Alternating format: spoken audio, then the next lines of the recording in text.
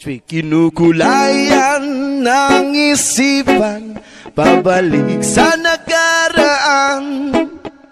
Huwag mo nang balikan, patuloy ka lang masasaktan. Hindi na kulang kakaisip sa isang magandang larawan. Paulit-ulit na binabanggit ang pangalang nakasanayan. Pinagtampo, ngunit hindi tinatana. Sadyang mapalaro itong mundo. Inalimutan ka'y nahihirapan para sa sariling kapakanan.